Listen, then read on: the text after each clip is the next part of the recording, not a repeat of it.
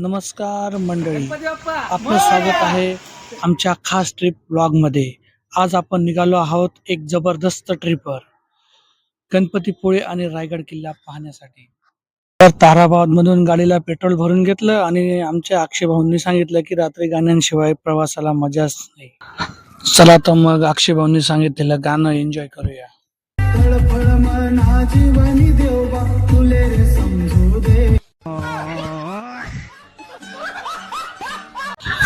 तर आम्ही रात्रभर प्रवास करून फायनली सकाळी 10:30 वाजता गणपतीपुळे मंदिर येथे पोहोचलो।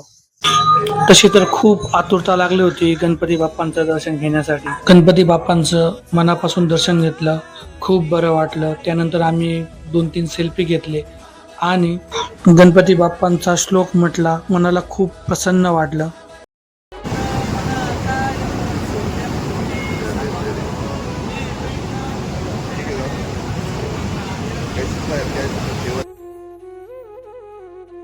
मित्रांनो, आपण आता गाडीतून निघालो आहोत थेट गणपतीपुळे बीचकडे आणि तिथे पोहोचल्यावर समुद्रांच्या लाटांसोबत धमाल डान्स आणि मस्त एन्जॉय करायचा आहे। माडी माले दिवई जाई बायको कर मन लग्न, माडी माले दिवई जाई बायको कर मन लग्न।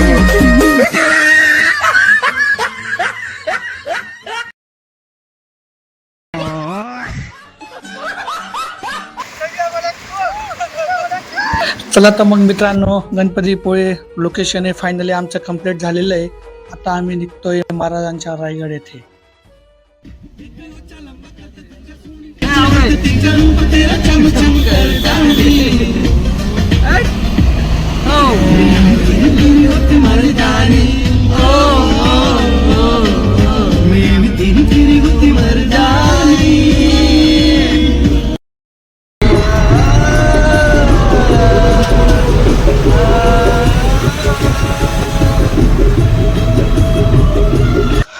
म्हणूनच तर सांगतो, वेळ काढून कधीतरी फिरायला तरी जात जा, कारण की पैसे येतील पण वेळ नाही।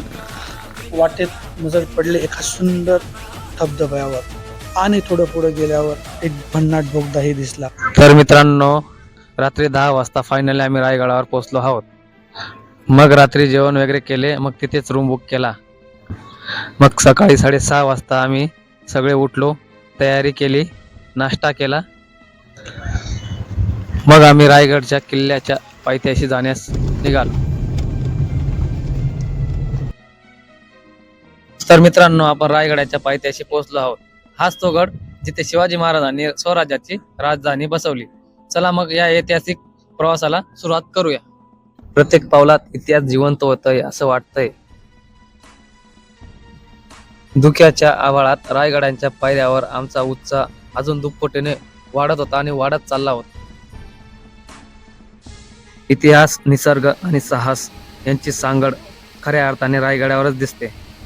महाद्वारचा दरारा, टकमक टोकाचं अप्रतिम दृश्य आणि धबधब्यांचा नाद मन मोहून टाकतो। या प्रवासाला प्रत्येक क्षण अविस्मरणीय आहे। महाद्वाराजवळ पोहोचताच पावसाची मुसळधार सुरुवात झाली। धुक्यामुळे निसर्ग सुद्धा लपला होता। त्या क्षणी आम्ही महाद्वार समोर उभं राहून महाराजांच्या जय घोषणांनी रायगड त्यांना आणून सोडला।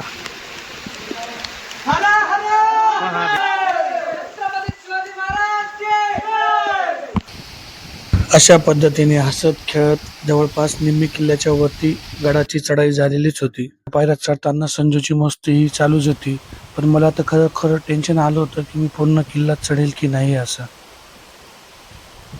पण ते म्हणत नाही का, मित्रांची साथ असल्यावर कोणतीच गोष्ट अशक्य राहत नाही असं।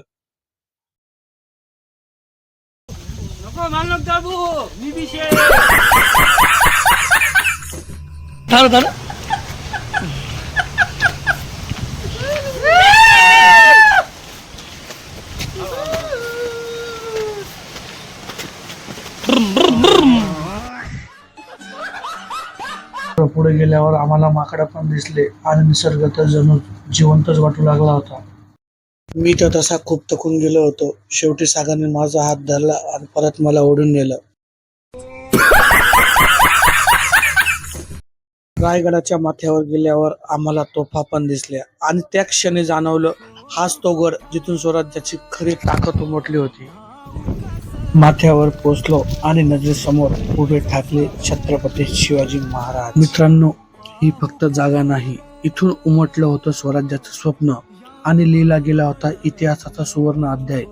येथे शिवाजी महाराज आपल्या दरबारात सभा घेत असत आणि जिथून स्वराज्याचा कारभार चालवला जायचा. तसेच आमचा राज दरबार बघितल्यानंतर श्री जगदीश्वराच्या मंदिराकडे जाण्यासाठी निघालो. रायगडावरती एक मंदिर आहे, ते म्हणजे महादेवाचं मंदिर. ते मंदिर कधीतरी लांबून बघा, ते मंदिर तुम्हाला मस्जिदीसारखं दिसतं, पण आत गेल्यावरती तुम्हाला पिंड बघायला मिळते. अहो, हे महाराजांचं स्ट्रक्चर होतं. का बरं असं बांधलं असेल बरं? कधी प्रश्न पडलाय? मस्जिदीसारखं लांबनं बघितल्यावरती दिसतं आणि आत गेल्यावरती कळतं आत पिंड आहे. का? कारण शत्रू सैन्य आक्रमण करायची भीती आहे.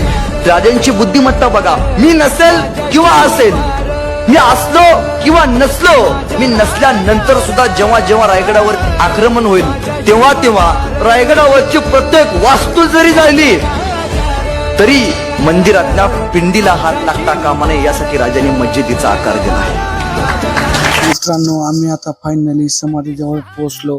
छत्रपती शिवाजी महाराजांचं दर्शन घेतलं आणि मन पूर्णपणे प्रसन्न, आनंदी आणि भारावून गेलं. हा अनुभव खरोखर अविस्मरणीय ठरला. मित्रांनो, आजचा प्रवास रायगडांच्या पायऱ्या उतरून संपतो, पण महाराजांच्या शौर्याची आठवण व इतिहास कायम मनात राहणार आहे. आपल्या आयडीला फॉलो करायला विसरू नका. तर मित्रांनो, भेटू मग आपल्या पुढील ब्लॉगमध्ये. जय जिजाऊ, जय शिवराय.